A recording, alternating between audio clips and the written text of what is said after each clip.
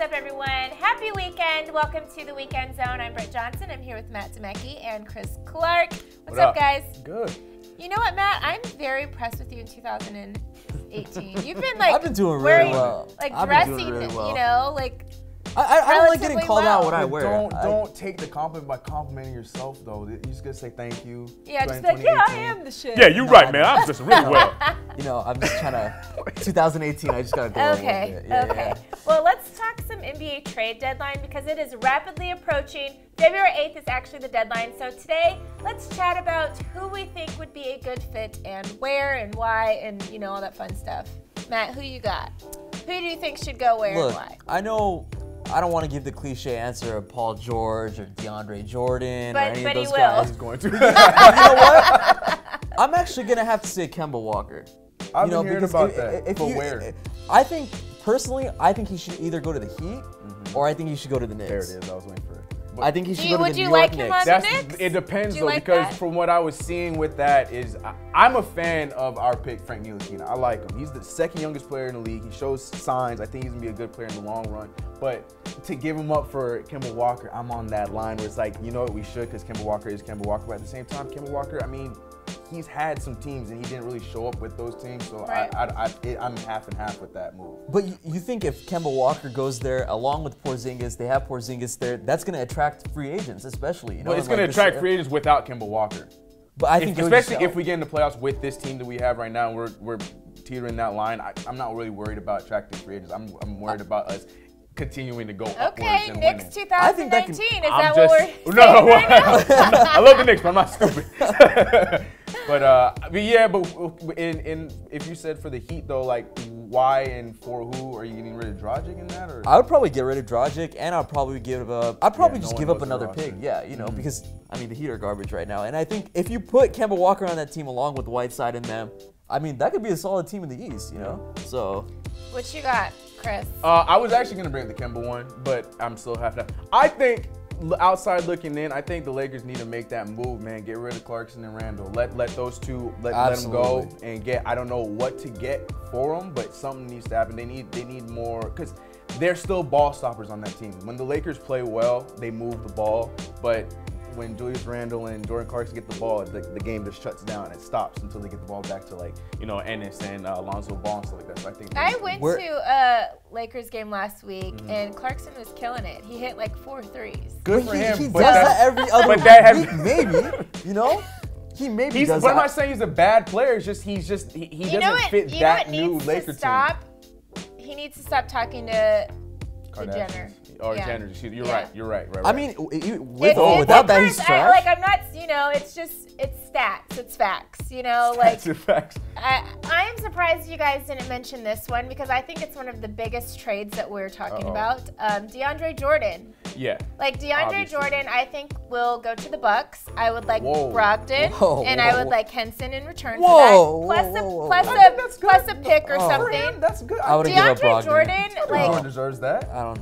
No, I wouldn't. That's too much. Granted, I wouldn't give him up for DeAndre Jordan. He hasn't been the player that he used to be. You know what I mean? When it was like the big Lob City thing. But I think he's just tired of being in LA and tired of losing. I just think he's like. I think it's the second one. I don't know if he's talking about being in LA. I think he's tired of losing. Well, that's been happening with the Clippers though. So I think he's just like over. Like, of course he likes the city of LA, but I'm saying he's tired of being with the Clippers just because.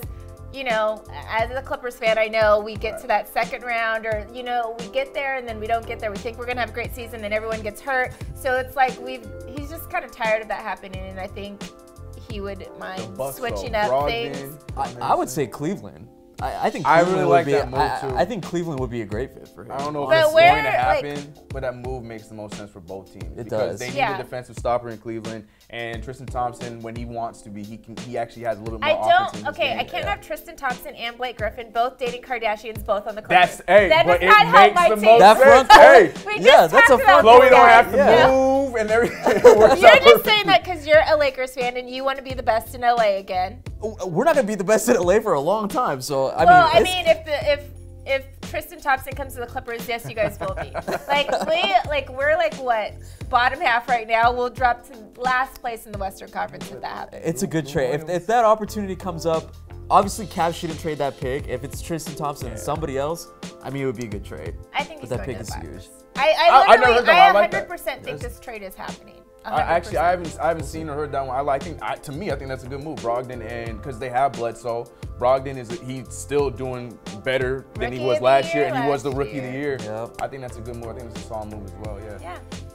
You guys listening to me, right? Come on, let's make this happen. Clippers need to get okay. Well, there are some players that would be ridiculous to trade, and those are the early candidates that we have for Rookie of the Year in the NBA. So who do you guys think would be Rookie of the Year, could be Rookie of the Year by the end of the season? Does Ben Simmons count? Absolutely are we doing counts. that game? Okay. I think he counts. Right. I think he counts. If anybody says Lonzo Ball up here, I'm gonna slap both of you. So can I As leave? a Lakers fan, I'm not. I was gonna say. I want you to Please, say, no. can we both slap you? If No, you say I'm not something saying ridiculous? Lonzo Ball. Absolutely not. It has to be Ben Simmons. Okay. Ben Simmons, obviously, right now across the board. I think in points, Donovan Mitchell's leading, but I mean rebounds, assists, an all-around game. I think Ben Simmons clearly. It has to be. NBA needs to change that rule, man. Because, anyways, yeah. I mean, the political answer would be yes. Ben Simmons. He's been playing the greatest this season.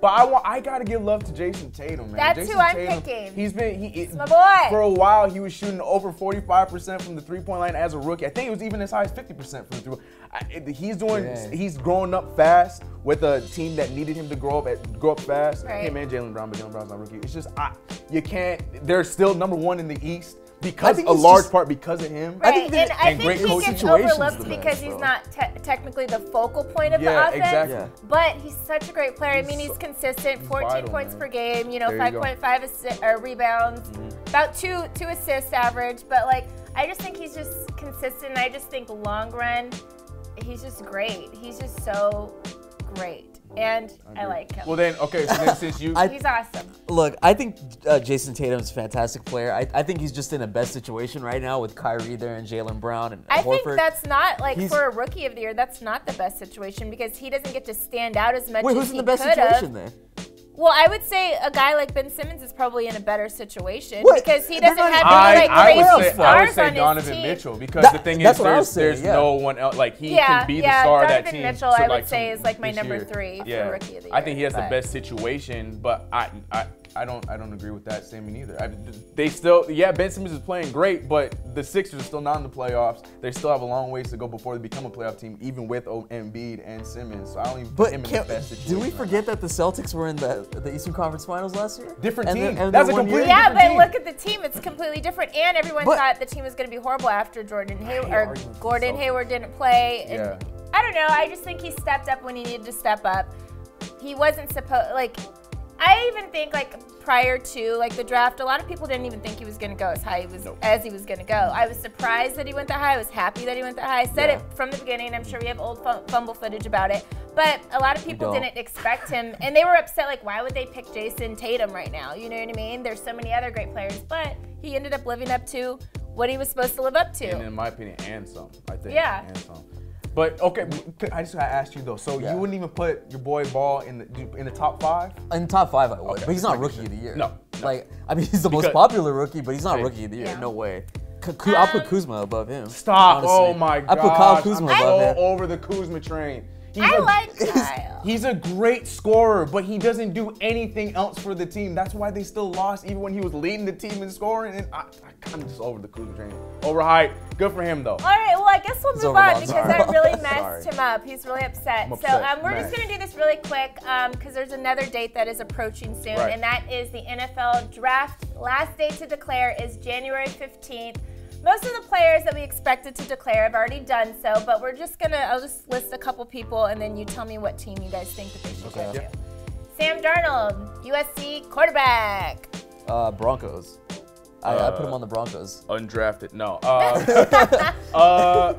I want to say Giants, but the thing is I want Baker to go to Giants. I think that makes more sense. He needs a really good situation, Darnold. If he goes to a team with nothing else, he's going to be one of the worst quarterbacks. I just don't see it. But yeah. So then let him take the fall. Go to Cleveland. Just put him, let him take the Browns. fall. I was just going to say that. Your boy Baker, where do you think he's going? Oh, Baker, I think he's going to get the fall. I think he's going to go to Cleveland. Because I think Cleveland's going to take the best player available, probably Saquon Barkley 1, and then they're going to take Baker at 4.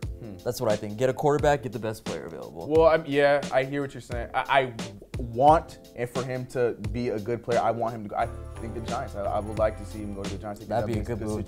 That'd be a really, really good situation. Let's keep it with quarterbacks. Let's do one more. Josh Rosen, UCLA. I say man, Broncos. I put Rosen to the Broncos. I would have to take Rosen, probably the Jets, in that top 10 pick. Jets always take overhyped quarterbacks all the time. They always do. The 5th or 3rd? No, they're in the top 10. But I mean, they've been taking Bryce Petty. They took Christian Hackenberg. They take all these overrated quarterbacks. Put him on there too. Yeah, I put him with the Broncos. I think that would be. To me, I think that if they need a quarterback, and I think that I don't know. I think this is a bad quarterback class in general. Yeah, there's going to be a lot of desperation moves. Yeah. It's going to be a lot. All right, well, that's going to do it for the show today. Thank you guys so much for chatting with me. We didn't argue that much. It was great. We're starting the new year off. Yep. New year, new fumble, less arguing. Make sure you guys head to the comment section now and let us know what you thought about what we talked about today. Like, subscribe, shop the Fumble store before you go, and we'll see you guys next weekend.